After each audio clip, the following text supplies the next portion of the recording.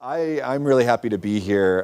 When Dick contacted me some months ago to ask if I wanted to do this, that people are going to come of their own volition, like they're actually going to come out just to learn. Of course I'm in. This is amazing. Because I teach at a college where you have to corral the people to come and listen to you. So this is really great. I do work at the Berman Institute of Bioethics, which is an independent institute at Johns Hopkins. We are affiliated with the School of Public Health, the Bloomberg School of Public Health, and the School of Medicine. So a lot of what I and my colleagues do is medical ethics, which might ring a little bit more familiar than bioethics for some of you. And some folks might not have a real good sense of what bioethics is. I don't either, to be honest, and I do it for a living. But I'll give you the 60-second version that I learned from an old mentor of mine. So my PhD is in philosophy, and I got a little disenamored with the abstractness of philosophy as I was finishing my doctorate, and so I started hanging out with bioethicists. And they were doing something way cooler. They were using their philosophical training to really work kind of in the mud, so to speak, to think about issues that were urgent, that really needed results. You know, there's a death with dignity movement in the USA trying to figure out whether or not we should allow people to control the timing and the circumstances of their death. That requires an answer. Like, people are either going to do some amount of physician-assisted suicide and euthanasia, or they're not. And every day, people are going to make that decision and not have access to it. So philosophers don't just sit around in their ivory tower and think about this for the next millennia in the hopes of discovering the truth about, the nature of human mortality or something. Now, they're going to keep doing that because that's what philosophers do. But somebody has to think about, how do we make progress in the here and now? And that's what bioethicists do. And so my mentor in bioethics told me that this is the field that we have because we're not angels. So if we were angels, we wouldn't be embodied, we wouldn't be born and age and get sick and injured and die, right? But we do all of those things. Sorry if that's a spoiler alert for any of you. So I'm going back to being mortal, right? And so different bioethicists focus on different parts of that, but I focus on making babies. I focus on the beginning part of that, right? So the fact that we are humans that make more humans is a kind of wild feature. And if you've never thought about how crazy that is, I invite you to just let your mind explode for a little bit. My wife and I were 2, and then something happened, and then a little bit while later, there was a new human in our house, and now we're 3. And that's a crazy fact, and it calls out for all sorts of interesting ethical reflection. So what I got into and what I'm going to talk about today is a large-scale question concerning the ethics of making babies. You can have very intimate conversations about the ethics of making babies, whether or not you should have various forms of family planning access, whether or not there should be abortion services provided, whether or not you should be able to do genetic testing and then perform selective abortion so that you rule out, say, deafness in a society. Right? These are really sensitive, individual sorts of normative questions that we ask all the time. But the question I'm asking is a really, really big one, which is whether we should be making more people right now, right? Whether we should be making more people at the rate that we're making them.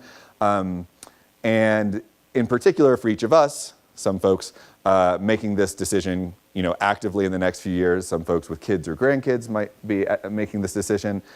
Should I be having a family in the era that we're entering? So I call it the era of climate change. It's also the era of a bunch of other things like radical unsustainability, food, right? But the era of climate change, should we be having smaller families? Should we be worried about having any children at all? And I recognize right up front, I want to say clearly that this is obviously a really sensitive conversation. So the goal tonight is not, as somebody has once written about me, to go around the country telling children to not have children. It's not my job. It's not what I do. But what I do, in fact, do is point out what I think are really obvious on reflection, but super important moral considerations. And all of us tend to think that moral considerations are worth pointing out, worth learning about, so that we have access to them and able to reflect on them. So that's what I'm going to do. I'm going to point out a bunch of moral considerations about climate change and the human population, and invite you all to see whether you think that I'm on to anything with my arguments concerning what that means about our family size. That is the plan. As a philosopher, I do this really boring thing where I tell you what I'm going to tell you. But it's a 45-minute or hour-long talk. So here's the road map to keep track. get the temperature of the room real quickly. How many of you feel like you have a pretty solid understanding of what's going on with climate change? This is awesome. Okay. So I'm going to make sure we're on the same page in talking about the basics of climate change, some basic climate science, but also some modeling projections, because that's really important for thinking about what sort of world we should be bringing into existence. And then I'm going to talk about how that gives us some moral urgency. And this is a really dark part. I said I wasn't going to use this pointer. Oh, it doesn't work anyway. Never mind. I was like, yeah, this is kind of handy. I think it works on the wall, just not very much on that. The one thing that I kind of have to do to motivate my talk is a little distressing, which is I kind of got to scare you a little bit, right? Because if you're not appropriately distressed, if you're not alarmed, if you're not pretty freaked out, then I'm going to argue you don't know everything, and then you're not going to reason correctly about it, right? If you're kind of in mild disarray, oh God, people are saying there are bad things happening in the world, someone should really do something about that. Well, you might not think we ought to stop having babies. That's a pretty extreme solution to a problem that's not very bad, right? But I'm going to argue that the problem's really pretty bad. So that's the distressing part of the talk. We'll get past it. But then I will point out that the human population is a kind of interesting variable. Does this one work better? Yep. Oh, look at that. Yes, okay. Double fist my laser pointers here. And this is actually fairly obvious, that the population is a relevant variable, but what I have to make clear to you all is that it could matter, that the human population could matter and it could help us as a solution. And then the argument that I have made in writing is that something really interesting happens here that we might not expect, which is that once we know all of the things from parts 1 through 3, you might then believe that we inherit a moral burden from this. Some folks that I talk to think that my arguments imply that you actually have an obligation not to have children. And that's a really, really distressing consideration if that could be true. I actually don't think that's true. Spoiler alert. Sorry, I always give it away. But I've written a book called Toward a Small Family Ethic, and that, oh, thanks. Look at that. Dick brought it. It's a very small book because it's about small families. No, that's not why it's a small book. But the idea there is that I think the moral considerations are so powerful that we would be morally amiss if we continued to embrace a kind of radical view about procreative liberty, such that people could have very large families. Okay, so here's the basics of climate change. So apologize for any of you that this is really basic introduction. We'll make sure everyone's on the same page. Does anyone know the name of this right here? Hockey stick graph, that's right. So Michael Mann, very famously, he and his team in 1998 did the first release of this. And in my very opinionated reading of climate science history, this was really something like the nail in the coffin of really serious climate denialism. So it got improved over the next years. But if you haven't seen this, what this is, right, is global average temperature over the last 1,000 years or so, going steadily about, flat with a very slightly downward trajectory, and then something happens, and that something is the Industrial Revolution. And after the Industrial Revolution, that's what happens to the global average temperature, right? And Michael Mann and his team continued to refine this graph. It's now gone back with varying levels of error bars. You see the error bars there, right? With varying level of error bars back several thousand years. You get some degree of pretty solid projections about how good this is going back 850,000 years. What we know is that we've done something really, really disturbing to our atmosphere and planet systems. So the basic facts then,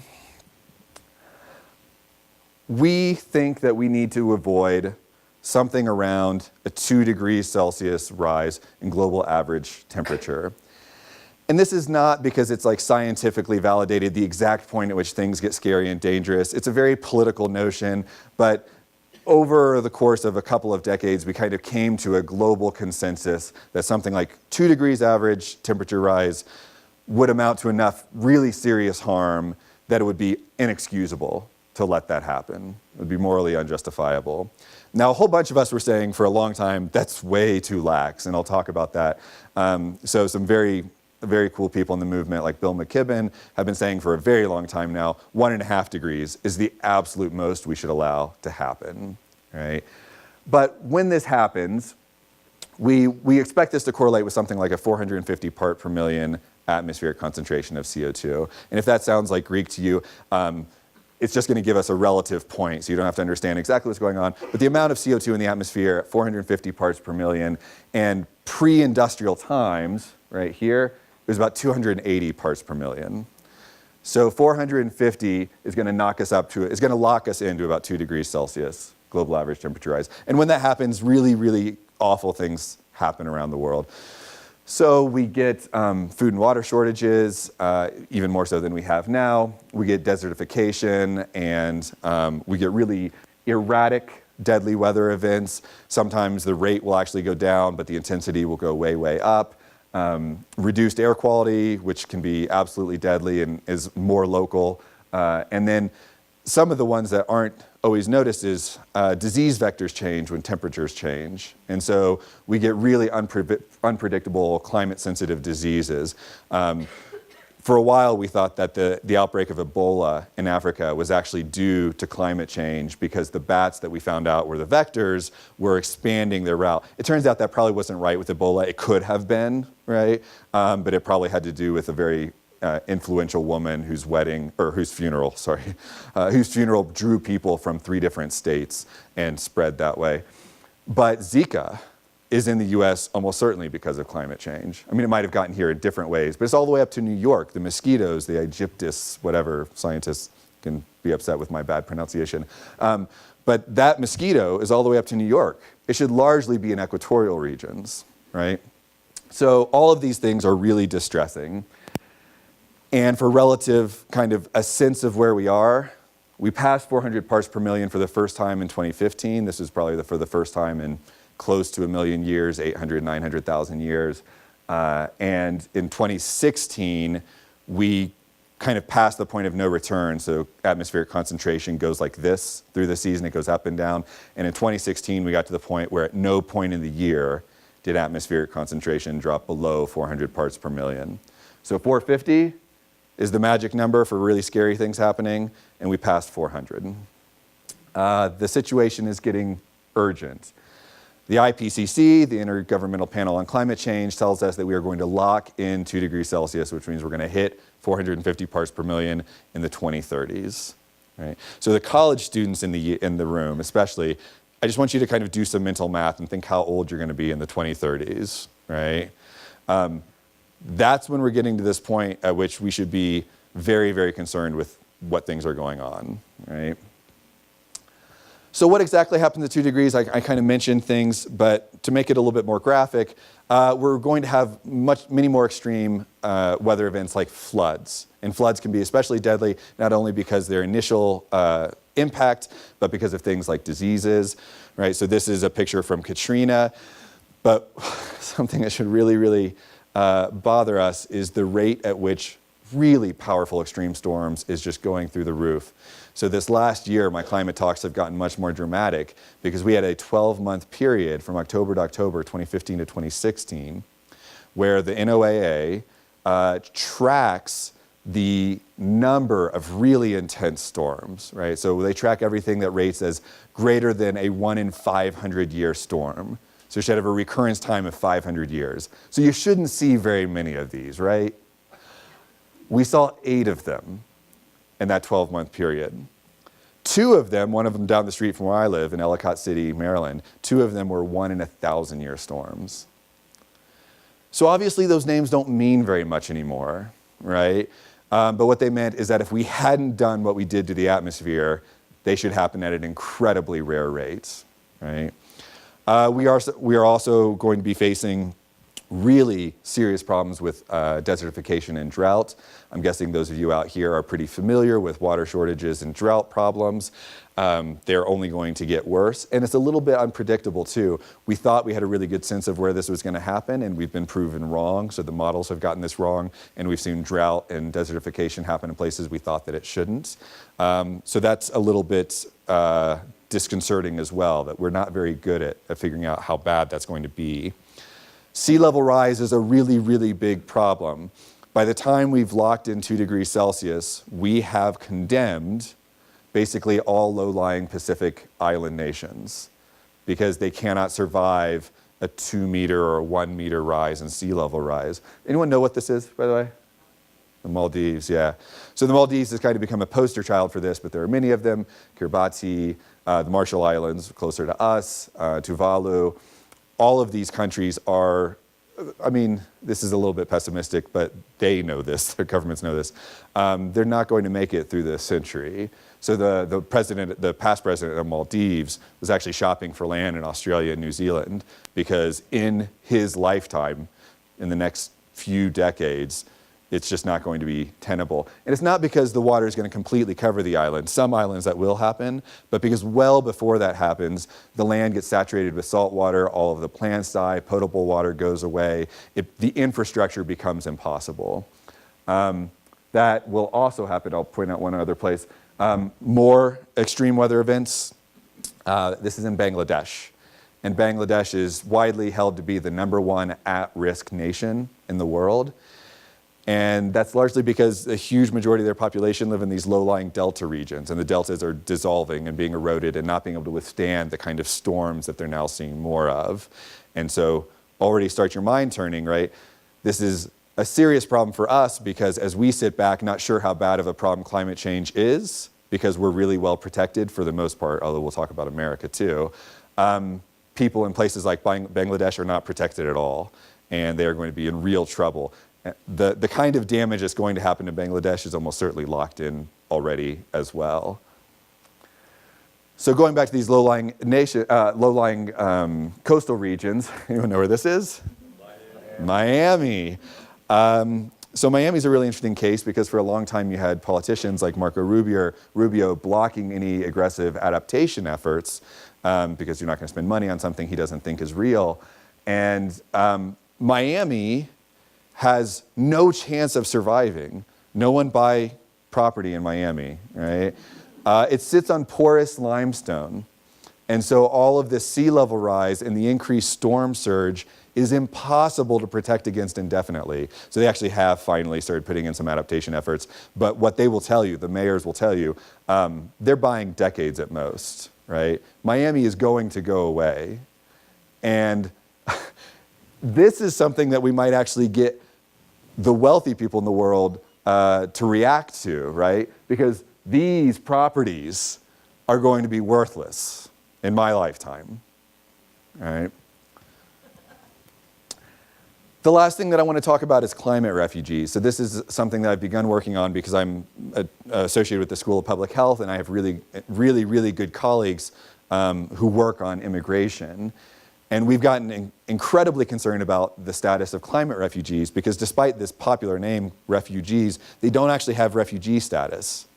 And so not only are we entering a kind of political environment where even refugees with refugee status we might have real worries about, these folks don't have any international status.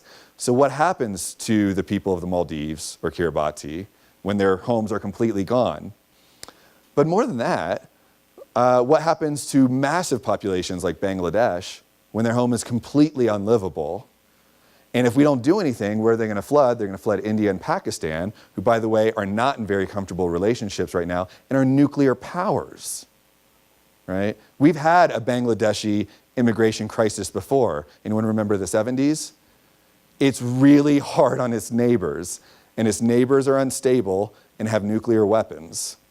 So there's a whole bunch wrapped into this, which is a real concern for millions of people who are going to lose their homes, and then a concern for political stability when they do lose their homes.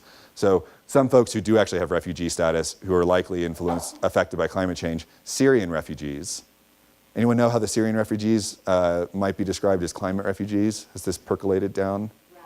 Drought, yeah. So a really landmark study came out last year, 2 years ago now, showing that the drought that was a major player in the Syrian civil war was hugely affected by climate change, right? Okay. So those are all the really scary things that happen at 2 degrees Celsius warming. Unfortunately, we're not headed for 2 degrees Celsius warming. And this is a complicated graph that we don't need to know everything about. But this is a set of projections from the same organization, the IPCC. And what it shows is it shows various scenarios running into the future. And to only hit 2 degrees Celsius warming, where things already get really scary, we have to follow this scenario. This is one that's still considered possible. For the love of God, it better not be possible. This represents RCP 8.5, the scenario. This represents absolute disregard for any climate mitigation. Dig, baby, dig, all the way through the 21st century, right? So that really better not be a live possibility. But if it is, we're aiming at 4 to 5.5 degrees Celsius warming, right? Here, let's see, get the colors right.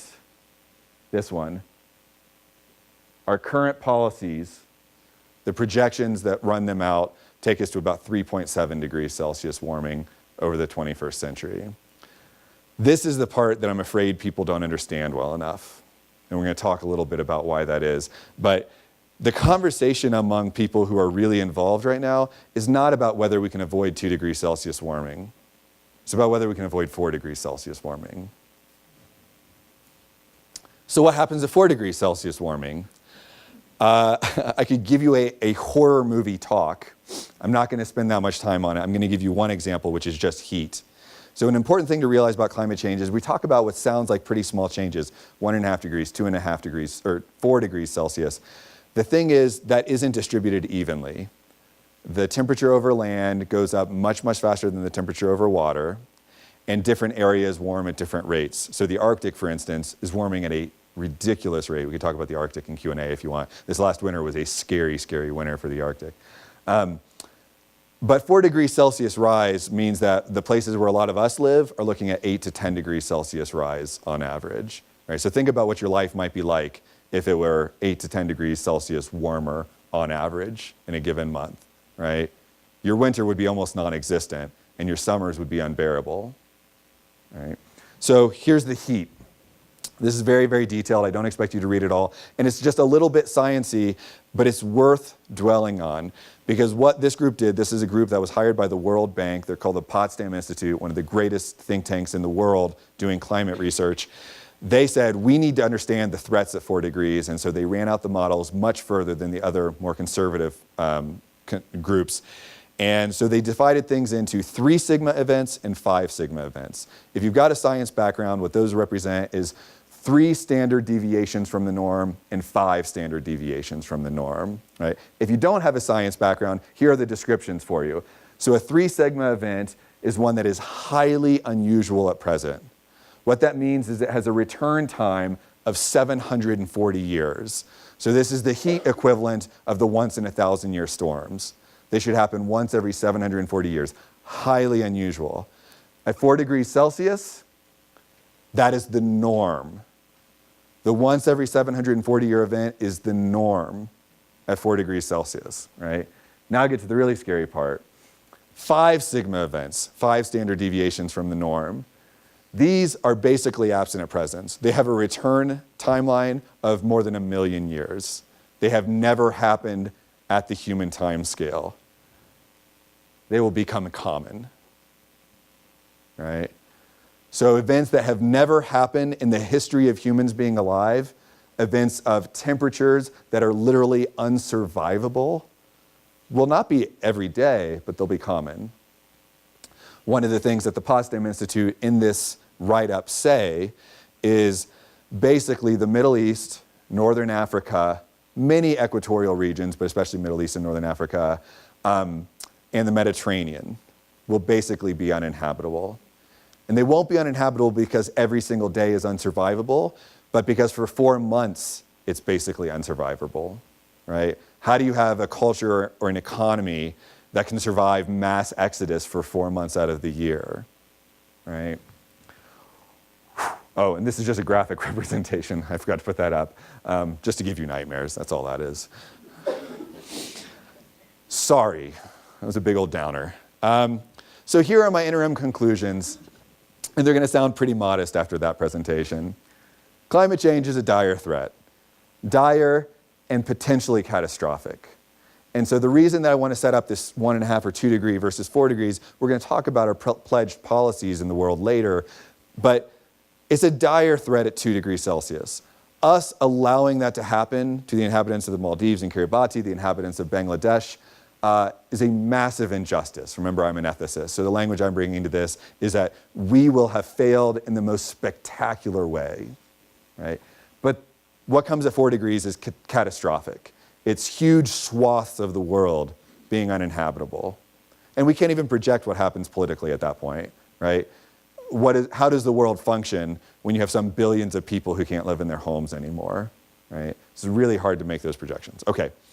And then, very modest conclusion, I'd say that gives us powerful moral reason to mitigate the harms of climate change. So you have people like me who get accused of being alarmist, of being doom and gloom, right? And this is why. We are alarmist, because we are alarmed, right? We find this situation objectively alarming. All right, so let's talk about the timing of this. How long do we have? What can we do, right? So here's that graph I showed, aiming at 3.7 degrees. We can't let that happen. So how do we avoid it, right? I'm going to argue for a sense of moral urgency, that everything has to happen and everything has to happen now, right? And so I want to talk about something that my co-authors and I have called the consensus approach, which is the IPCC, this governmental panel, basically ran 700 scenarios. And this was in 2014, 2015, the most recent meetings, where they said, what's every single thing that we could do to mitigate the harms of climate change? And then the consensus approach is to do everything that wasn't economically catastrophic, right? So everything that we could do without destroying major economies of the world that would then undermine further mitigation efforts, and do it all at once, right? So the consensus approach said that we could stay under 2 degrees Celsius warming, right? That's the good news. They say we do everything and we do everything now and we could stay under 2 degrees Celsius warming. The bad news is we stay under 2 degrees Celsius with a 67% chance of success. That's what their models show. So the organization said, if you do everything that we could possibly do and we do it right now, we turn on a dime, deep decarbonization, right? We still have a 33% chance of passing 2 degrees Celsius. What people like me translate this into is we are going to pass 2 degrees Celsius warming, right? The consensus approach is built on a bunch of assumptions. One of the big assumptions is the time frame, that we do it all now. So as a matter of fact, now that it's 2017, we've already blown the time frame because we had to start basically immediately. But they also build in other assumptions. They build in assumptions like a radical increase in nuclear power, right? Do any of you have concerns about nuclear power? Yeah. So clean energy-ish, right? Clean energy, as long as you don't think about the stuff that you have to bury for the next million years, right? But it's one of the ways that we can do deep decarbonization quickly. So one of the assumptions that allows us to get a 67% chance of avoiding 2 degrees Celsius is that we radically increase nuclear power. Another is that we invent something we haven't invented yet, which is carbon capture and storage at a scalable level, such that we could achieve what's called negative emissions. We could suck more carbon dioxide out of the air than we're putting into it. We don't have this technology. The people who are working on it are saying, if it's possible, which we don't know if it is, if it's possible, we're 2 decades out. And built into the models that give us any chance of staying under 2 degrees Celsius is that we have wide-scale implemented carbon capture and storage in the next 20 years, right?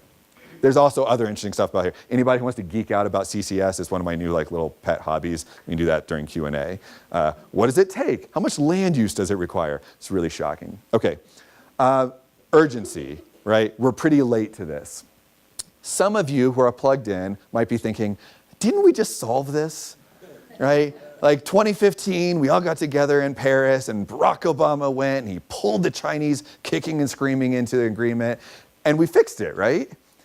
So the Paris Agreement is a really important step. I mean, a funny point is that people say, you know, this is our first big step towards doing this. Well, it was COP22, 21, 22 was this last year. COP21, Conference of the Parties 21. So it wasn't our first step, it was our 21st step. It's just that we'd failed 20 times prior to this.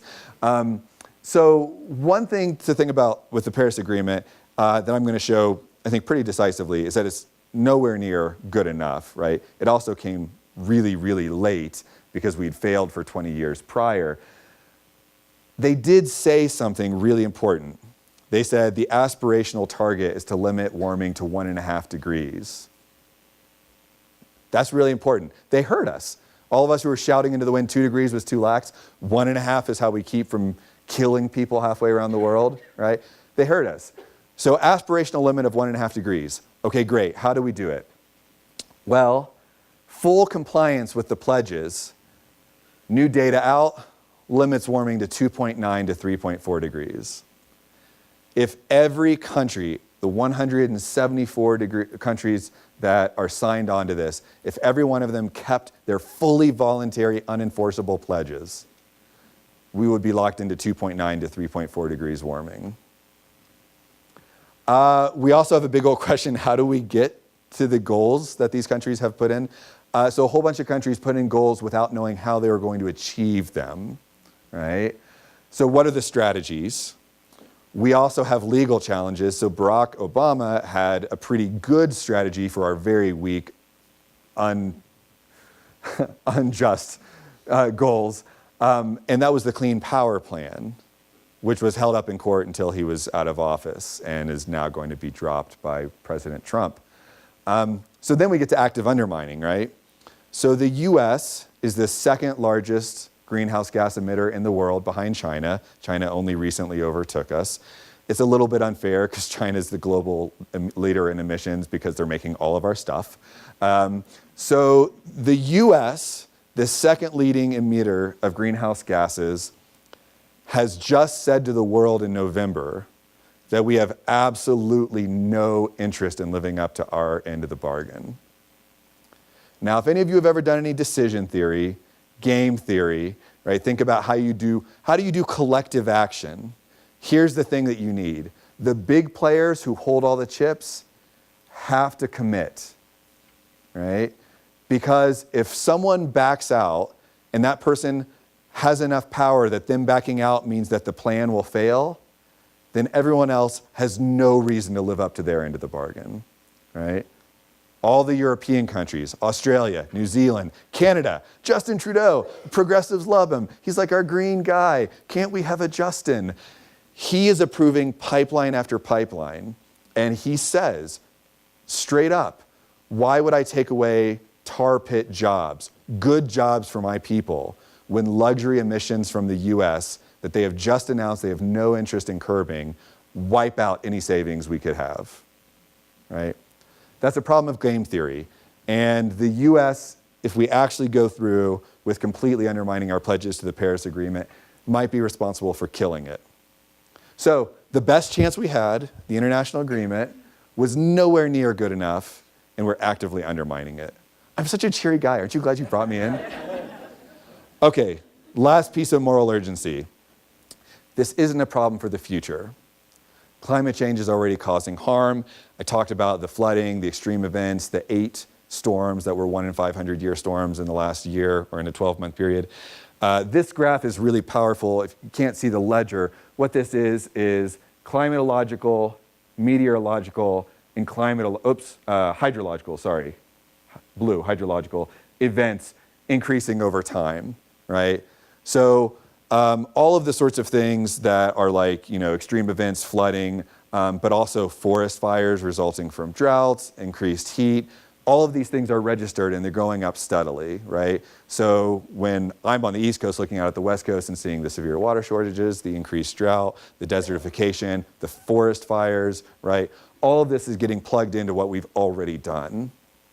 So it's already happening. And we're pretty close to locking in really, really devastating numbers. So the WHO says that between 2030 and 2050, just a couple of the main causes of death, the main mortality drivers, are going to kill 250,000 people a year. And I use that, it actually undersells the point a lot, because the people who are dying from air pollution in places like China, which is a direct driver, right? All sorts of other things, the people dying are actually millions. But this is the WHO giving us a concrete number that our inability and unwillingness to change our behavior right now is going to kill millions of people, right? We have to understand this on a gut moral level. We're really good at doing ethics when it's about like pointing a gun at somebody. We are incredibly bad at doing ethics when it's about me buying my Starbucks and driving my car, and 20 years from now, people are dying, right? That disconnect is too great for our brain. So we have to understand that all of us doing our daily things that we all do, that our culture has taught us is totally fine, when we all do it together, as 7.4 billion people, millions of people die. So that timeline, 2030 to 2050, is likely right on the edge of when we're getting to dangerous warming. And since we've basically already locked in, that's what all those projections were showing, 1.5 to 2 degrees Celsius warming, our current proposals just aren't doing enough. So that's the argument for timing and moral urgency, right? Things have to happen right now, and everything has to happen. We need what I call truly aggressive climate policies, not stuff like, a carbon tax. Yeah, we need a carbon tax in a big way. We also need to completely strand trillions of dollars of fossil fuels underground. And so all of us need to divest from pensions and any universities that have funds. We were just talking about, Dick and I were just talking about this earlier, any universities that have invested in fossil fuels, right? We need pretty radical action, but we need something more as well, right? So the interim conclusion 2, we're not on anything like a path to prevent dangerous climate change. Indeed, we're not really on a path to prevent catastrophic climate change. We're still aiming at that 3.7 degree raise. And so we need something new. We need something truly aggressive, something that people aren't talking about yet. And that's when we start talking about making babies. If you haven't seen anything like this, I use the kind of cartoony looking one because it looks like it should be a cartoon, but this is actually scientifically accurate. So this is the human population as it grew over the course of hundreds of thousands of years. And it just stayed pretty flat, pretty flat, pretty flat, pretty flat, pretty flat, pretty flat. And then something happened. Well, the Black Death happened first. But after that, then something happened. And up to 1800, it took us all of human history to make a billion people. And we're about here. Anybody know how long it took to make our last billion? 12 years. 12 years to make the last billion people. So it took us, I don't know, a million years, hundreds of thousands of years to make the first billion. It took us 12 to make the last billion, right? So let's talk about that. Let's talk about the number of feet on the planet. So here's the standard argument about climate change. There's too much carbon in the atmosphere. Totally true. So we must either adapt, right? Make it so we're not all dying from heat or sea level rise, or, probably we need to mitigate by modifying our emitting practices. We need to make less carbon. We need to emit less. Now there's this really unfortunate thorn in the side fact that by 2050, we have 9 or 10 billion people. New data just out from the UN says right about 10 billion people by 2050. So we must really modify our practices because we have to make room for this additional 2 to 3 billion people, right? So we really got to cut back on our carbon emissions. That's the standard argument. So I came into this debate and said, we're missing something here. Like I'm a logician, trust me. There's another argument to be made here. We could, instead of just focusing on per capita carbon emissions, we could focus on the capitas, right? Greenhouse gases, completely unsurprisingly, raise in a 1-to-1 perfect correlation with population. So here's something we could say. We could say we need fewer people, each of whom is emitting less carbon. So how much could that matter? How much could affecting the human population matter in our fight against climate change? I've made an argument that it looks like we need something new, something crazy, something that no one's willing to talk about. But how much could it really do, all right? So this is UN's latest population projections. And the UN always does this. They have a median projection, right? That's where they really think we're going. But if we don't lower fertility in the way they think, then it goes high. And if we do something even better than we think, then it goes low, right? They have underestimated the projections every single time, at least in the last decade that I've been watching. So every time they update, they have to raise it, right? So here's what a group of scientists led by a guy named Brian O'Neill said. They did the studies, and they said that if we could drop from the median line to the low line, if we could change our future so that we were following the bottom path instead of the middle path, that would save us annually 5.1 billion metric tons of carbon. Now, I just said a bunch of numbers, and you're like, I don't know what that means, right? Is that big? Is that small? I don't know. So in 2013, global carbon emissions was under 10 billion metric tons, okay? So annually, by the end of the century, doing that could be saving more than half of our current global emissions. If that was like tripping your brain up a little bit, oh, I didn't put the other one in. Another way to put this same point is, think about the emissions reductions we would need if we were really going to stay below 2 degrees Celsius, right? Following this plan would account for anywhere between 16 and 29% of all of the emissions reductions that we need. So I just said, we need something new. We need something big. We need something that'll matter. This would matter. This would amount to about a 0.5 child per woman reduction in the total fertility rates, right? How would we achieve that? O'Neill and his colleagues said that that amount of fertility reduction could be achieved entirely through non-coercive means by educating women, providing every person with access to family planning services, and health care for everybody. You do those things, you give people choices, you give people access to healthcare and medicine and family planning, and then you educate women, empowering them to make domestic policy in their house, right? And you get that amount of drop, okay? Another way to look at this is individually. So instead of looking at the population level or the aggregate level, we could say, what difference does it make when I make a baby, when you make a baby? A really, really cool couple of scientists tried to figure this out. So these guys, Murtaugh and Schlacks up at the University of Oregon, they wrote a paper that was on what they called the carbon legacy of procreating. And what they saw, what they figured out, is that when you make a new person, it's not just like flying, right? So when I flew out here and I felt really bad about it. It's this one-time carbon expenditure, right? And it's an expensive one. I fly home to my in-laws, it's overseas, it's about a metric ton of carbon each time I do that. That's bad. But it's out and it's done.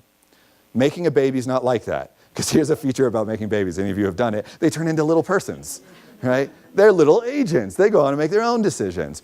So they are a high carbon life choice.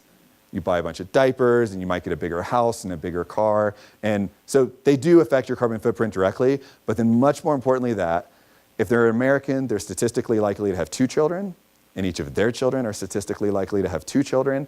And so what we do is, we stand on this could go out and out and out and out and out, and what it would look like is an iceberg, right? When you make a child, you stand on an iceberg of future carbon emissions indefinitely. As long as we are net positive carbon emitters, you're emitting into the future for generations and generations and generations. That's carbon legacy. So Murtaugh and Schlacks wanted to figure out how we could account for what the actual carbon cost is when you procreate. And this is what they came up with, and I can give you the background on the science if you want to know their assumptions. They said, refraining from procreating saves more than 20 times the summed lifetime totals of 6 of those activities that you think you have to do if you're an environmentalist. So switching to a hybrid car, driving fewer miles, installing energy efficient appliances, getting your windows newly done, right? So you take 6 of these really common, recycling everything, right? 6 of these really common green activities, you sum them up over your entire life, and procreating once is more than 20 times the carbon legacy of the summed lifetime total of all of those 6 activities. Another way to put that is that when you create a child, you raise your carbon footprint by almost 6 times. You're not responsible for every amount of carbon that goes out into the future. You had a partner, so you split responsibility with them, and then you have children and you split responsibility with them. And so they had a formula. They said basically you're responsible for the carbon that your offspring emit, basically to the degree that you're genetically related to them. So you get half the responsibility for your children, quarter for your grandchildren, an eighth for your great-grandchildren, and so on. And then you can run some calculus and get an actual number because it recycles out, basically. So when I first read this paper, it was a question I was trying to answer, and no one else had answered it. And I found these guys, and I was like, this is brilliant. And then I read it, and I was like, I'm devastated. But yeah, so this is, if you are an environmentalist, and you never thought to include childbearing in your calculation, then what these guys are saying is you have made a massive, massive mistake in your moral calculations. Now, we all have, This isn't something that was on everyone's radar, but it's a big mistake. Okay, so interim conclusion 3. Population is an important variable in addressing climate change, the threat of climate change. And this has got 2 components. So in the last section, I argued that it might be necessary.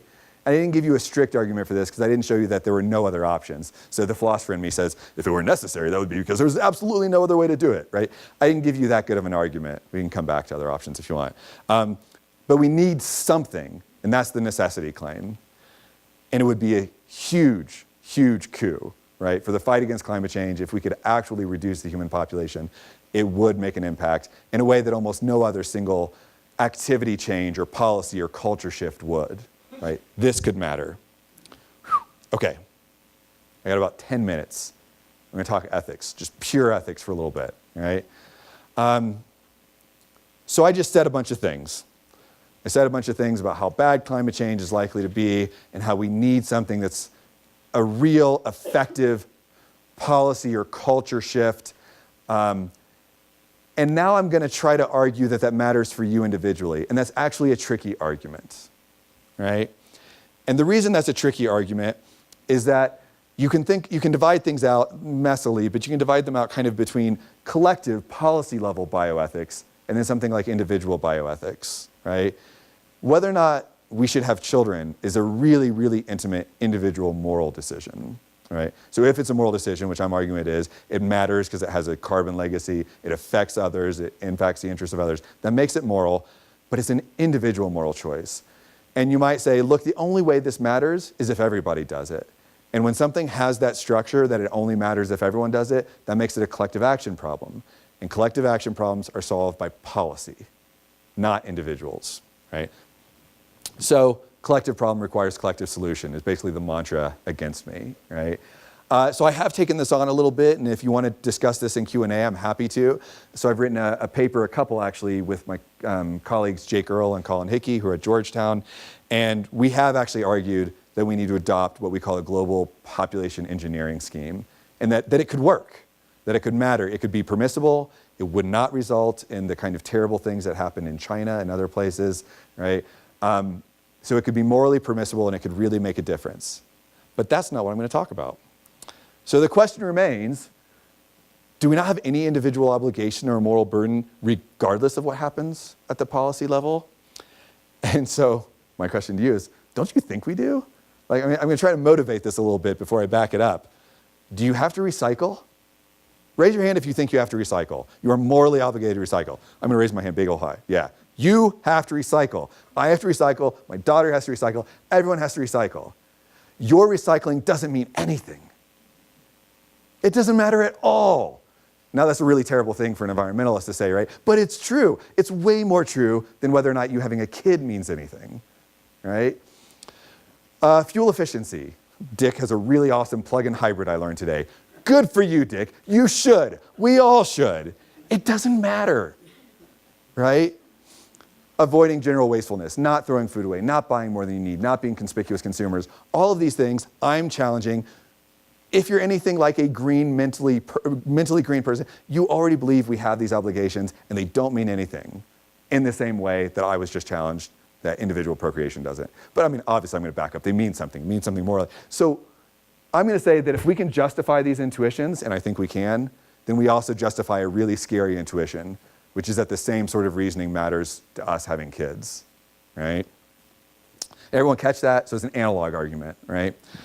So the pointed challenge is, nope, you can be that guy if you want, or you can be that guy. That's me, actually, by the way. I don't do that anymore. But I always used it, like you always want to point at yourself when you're trying to get people to think about hard stuff. And so here was the really dumbest thing I could do.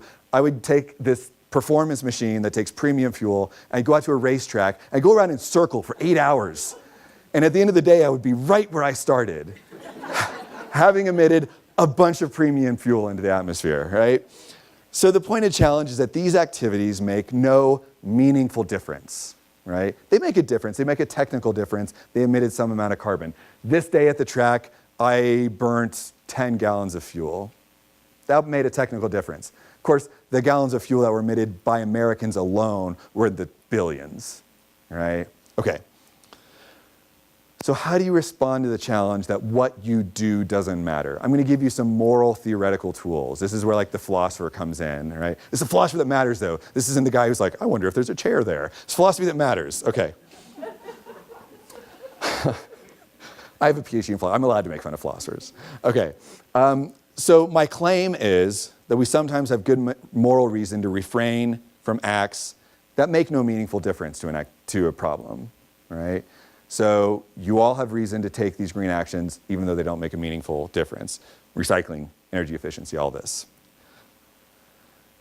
And then I want to say something else that I think is intuitive, really obvious, but it's going to matter.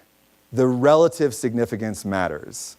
So if I'm obligated to avoid excessive consumption, to avoid wastefulness, green activities, then I'm way more obligated not to fly to Paris for a lunch than I am to recycle. Does that make sense? Right? So the relative significance matter. They're both, in a population of 7.4 billion people doing the things that we're doing, they're both infinitesimally small. But the recycling is way smaller than flying to Paris for lunch. So they're not the same. So what could be the justification for this moral reason? All right, I'm going to give you 4 arguments. I'm going to tip my hat to which one I actually focus on and think matters most. But here are the 4. And I'll explain the pictures as we go because they're goofy. All right, so this handsome devil, his name is Dale Jamieson, and he's a brilliant, brilliant philosopher who's done climate ethics since climate ethics was a thing. And he's pretty pessimistic these days. He's seen the fight stagnate, and fail. And so he wrote a really important book called Reason in a Dark Time. And it's a very academic book, but those of you who are willing to slog through something like that, you might find this a really powerful read. Basically, he shows why we have failed to fight the problem of climate change, why we're going to continue to fail, the world's going to suffer, and how we can live a good life anyway. Right? It's a dark book. It's called Reason in a Dark Time. And what he says is we should revitalize the ancient ethics. Right? So the ethics that was around in Athens, Greece, in 300 BC, those folks weren't worried about my challenge to individual obligation. That is an entirely modern invention, right? They were worried about the soul. They were metaphorically, some of them literally, but Dale's worried about metaphor. He was worried about character, what it means to be a good person. And so what Dale argues is that there are some classical virtues that really matter, like temperance. You have to be a temperate person. Just because the language is different, that you should be virtuous, doesn't mean that it's optional. And temperance requires not having kind of excessive appetites, right? But then there are new virtues too, that are demanded by the global interconnected world and the problems that we face. And one of them he thinks is called mindfulness. And I love this virtue. I think it's beautiful. He says, a mindful person takes on the costs of everything she does, right? When she goes out and buys a new shirt, she takes on the burden onto her shoulders, the moral justificatory burden of having gone through the dyeing process, of harvesting the cotton, of throwing away the perfectly good shirt that she's going to replace it with, right? So she's going to think through this entire life cycle and be mindful of the genuine cost to the world, right? And take it on at every little stage, right? So Dale never talks about making babies. Smart for him. He probably gets fewer hate mail than I do. But I say, look, if he's serious, then all of these things seem to apply to me to our procreative lifestyles. A temperate person may not think that they're obligated to remain childless, but they probably can't justify a family of 10, given the things that I've said about the cost of having children. What does it mean? How many children can we have? I have no idea how to work out that virtue math. But being temperate and being mindful probably rules out big families. He's not willing to say that. I am. Okay. So what's another sort of consideration? This one's much more modern, and I use this picture to represent justice. And by justice, I'm not going to invoke a particular theory, but a very intuitive sense of equality, equity, and fairness.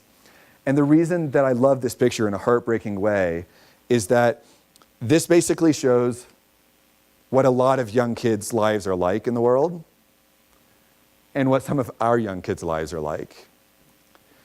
And what I take this to mean is that we could not have a population of 7.4 billion people where everybody's room looked like this. So that part's just borne out by the science, right? Our global ecology couldn't handle that. And so that means that if my daughter's room looks like this, I have given somebody else a lifestyle that is incompatible with everybody else having the same. Some people are going to have lifestyles like that, and that seems radically unjust to me, right? So like I said, since I'm not going to invoke a particular theory, I can't give you this like valid deductive argument, but it's a notion of fairness, that when resources are as limited as they are, I just gave you this whole spiel about how limited they are, right? The excesses of our children create deficiencies for other children, and that seems unjust. Okay. What about obligations to the children we create? So here's my favorite Lion King cartoon ever. So this is like a total decimated landscape. One day, son, this all will be yours, right? So I do, in fact, have a daughter. You're welcome to talk to me about that afterwards, given this talk I'm giving. But this is how I feel a lot of times. She's 3 years old right now, and I just told you what I think the models say, right? So I kind of feel like I'm sitting next to Simba, I think that's his name, if I remember my 90s pop culture, right? Sitting next to Simba, looking out at absolute desolation and promising my daughter that that's what she gets, right? So here's the thing that some of you, I'm just guessing, not trying to age you all, here's something that some of you probably believed when you had children, if you had children, that you had every reason to believe your children's lives would be better than yours. And that it was morally imperative on you that you make that as possible as could be, right? That there would be something wrong with hoping that your children only kind of got a moderate quality of life, right? We are pushing into boundaries where we look at those model projections and I wonder, can I really honestly reflect and believe that for my daughter, she's likely to have a better life than me? She's probably going to live to see 2100, right? 2100 is looking pretty scary these days. So could we have reason not to create children for their own sake, which is a philosophical kind of mind explosion, but we would not be the first people to ask that. Cynics, misanthropes, they have said for a long time, it is cruel to bring children into this world. And starting to think they could be right. Okay, this one's bolded, so you know it's the one I like. And I'm going to tell you why Darth Vader is there. So here's what I think happens when we think about recycling and driving a plug-in Prius and having a moderately sized family.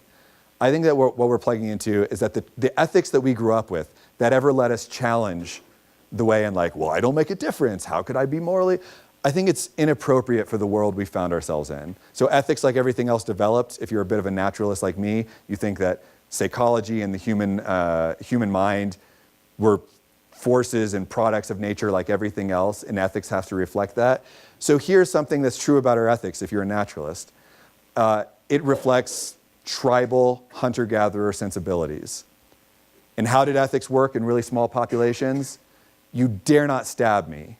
You dare not steal from me, right? These are individual transactional injustices that we can get our mind around.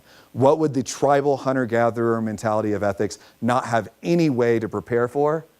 A global, interconnected, massive collective action problem that is the result of each person pursuing their individual interests with no malintent. Our brain has no way to deal with that.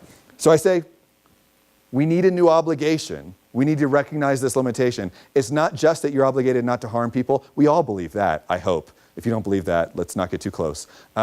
We all believe we're obligated not to harm one another.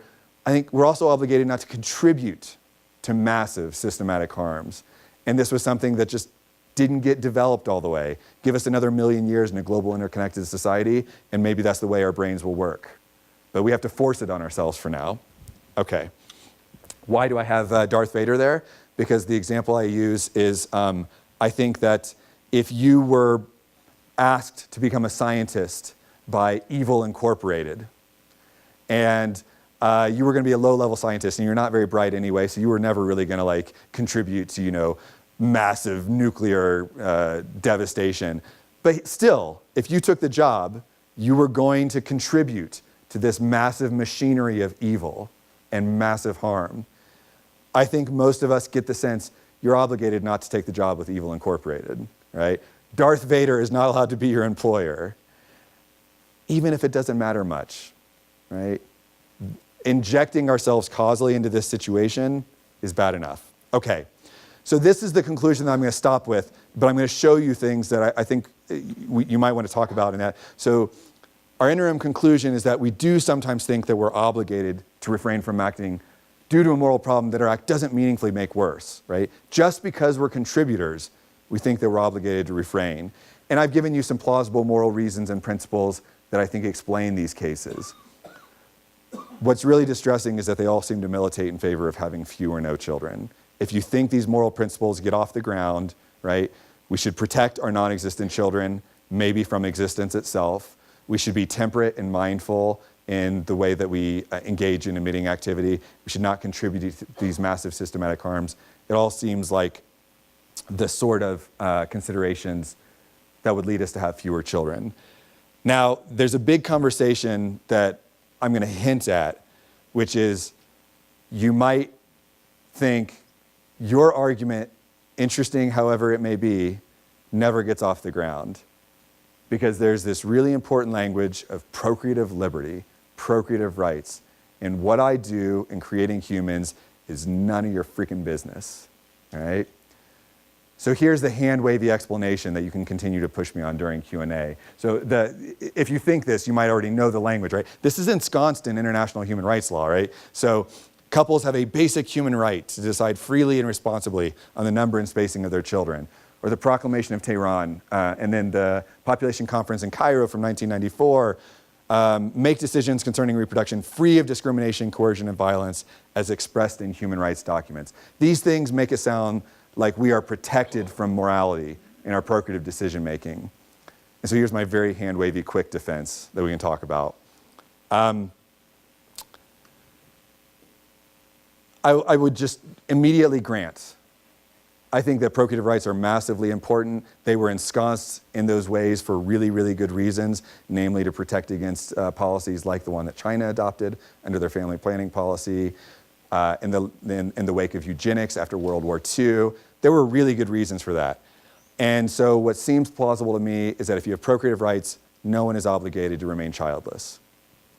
I just concede that. That seems right to me, right?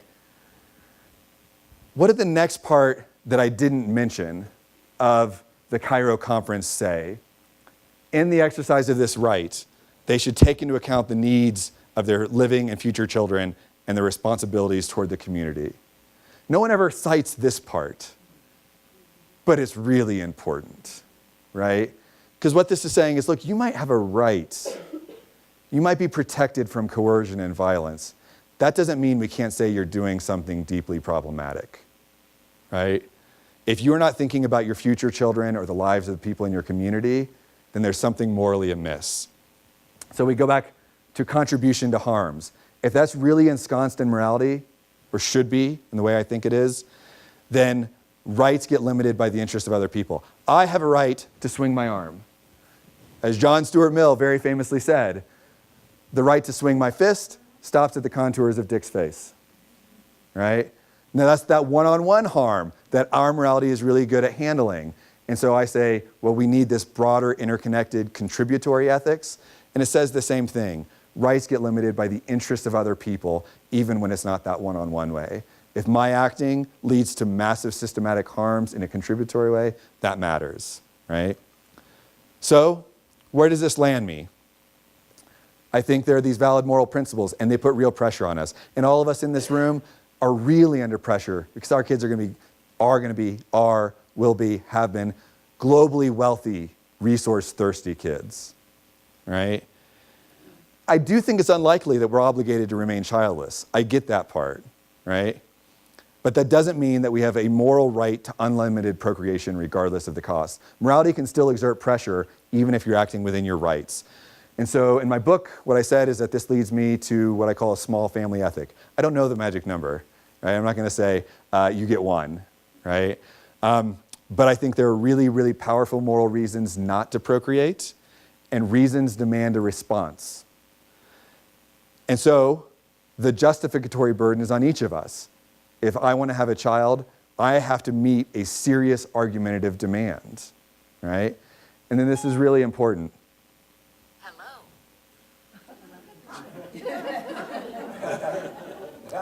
Siri thought I was talking to her. I said, serious. Look at that.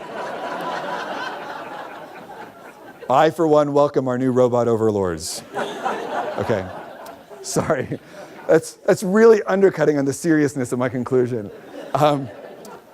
So here's a final point that I think is really important.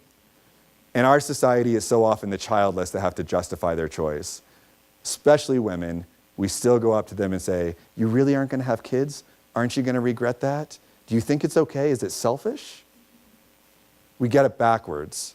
It's not the childless that have to justify their choice. It's the rest of us. That's it. Thanks a lot to Dick Grossman for inviting me out. Thank you all for hanging out.